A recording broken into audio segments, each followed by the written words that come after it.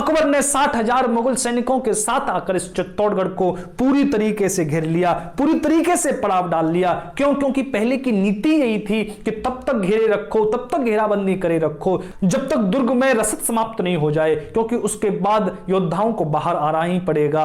तो अकबर ने इसी नीति के तहत पूरे दुर्ग को घेर लिया। अब अकबर ने पूरा ध्यान चित्तौड़गढ़ के दुर्ग को जीतने में कर दिया। अब युद्ध शुरू होता है। अकबर रोजाना दुर्ग की दीवारों को तोड़ने का प्रयत्न करता है। अकबर के मुगल सैनिक रोजाना दुर्ग के भीतर घुसने के प्रयत्न करते हैं, लेकिन इस घुसने के प्रयत्न में रोजाना सैकड़ों मुगल सैनिक राजपूतों द्वारा मारे जाते हैं। राजपूत बड़ी अद्भुत सूरवीरता के साथ अपने दुर्ग की रक्षा कर रहे थे, रोजाना मारे जा रहे थे। अकबर को 2 महीने बीत गए, लेकिन कोई भी सफलता हाथ नहीं लगी। न किले की दीवार टूट रही थी, न किले का दरवाजा टूट रहा था। अपनी तोपों की संरचना उसने लाखोटा दरवाजे पर लगा रखी थी, लेकिन कोई सफलता नहीं मिल रही थी। 2 महीने बीत गए। तब अकबर ने एक सैनिक को बुलाया। वो सैनिक अकबर के पिता हुमायूं के साथ बहादुर शाह से लड़ चुका था गुजरात में। बहादुर शाह जिसने चित्तौड़ पर आक्रमण किया, जिसके समय में दूसरा साका हुआ, जिसके समय में दूसरा जौहर और केसरिया हुआ।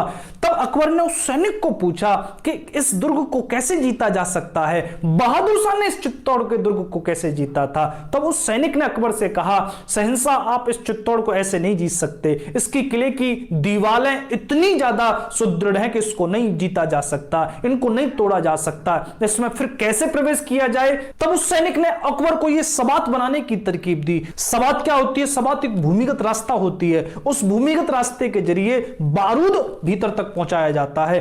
अंत में उस बारूद में विस्फोट किया जाता है ताकि दुर्ग की दीवारों को ढहाया जा सके, ताकि मुगल सैनिक उस दुर्ग के भीतर प्रवेश कर सके। तो ये सबातें बनाने का आदेश अकबर ने दिया। 2 सबातें बनाई गई और उन दोनों सबातों में एक में 80 मन बारूद और एक में 120 मन बारूद उन्होंने धीरे धीरे आगे पहुंचाना शुरू किया। इन सबातों को बनाने में 5000 मजदूरों को काम में लाया गया। मजदूर मरते जा रहे थे और सबात बनाते जा रहे थे। मुगल सैनिक रोजाना प्रयत्न करते, राजपूत अपने मोर्चों से तीर और बंदूक की गोलियों की बरसात करते रहते। 200 मजदूर रोजाना मारे जाते, लेकिन अकबर ने मजदूरों की एक एक मिट्टी की परात को सोने की असरफियों से तौल दिया था। सोना लुटाया जा रहा था, सबात बनाई जा रही थी, दुर्ग को जीतना था। 2 सबातें बनाई गई, एक में 80 मन बारूद भरा गया, एक में 120 मन बारूद भरा गया। लेकिन यह सबात अकबर के लिए बहुत ही बुरा सबक साबित हुई।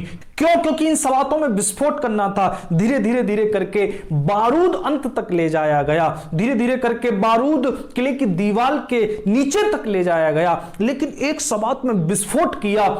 जब एक सबात में विस्फोट हुआ, दीवार गिरने लगी, तो राजपूत भागे उस दीवार की रक्षा करने के लिए, मुगल भागे उस दुर्ग में प्रवेश करने के लिए। लेकिन एक सबात में धमाके के बाद दूसरी सबात में जो बारूद था उसमें अपने आप धमाका हो गया और उस धमाके में 200 मुगल हवा में उड़ गए और 40 राजपूत भी उसी में मारे गए। इतना भयंकर धमाका हुआ था कि 50 कोस तक उसकी गूंज, उसकी आवाज सुनाई दी थी।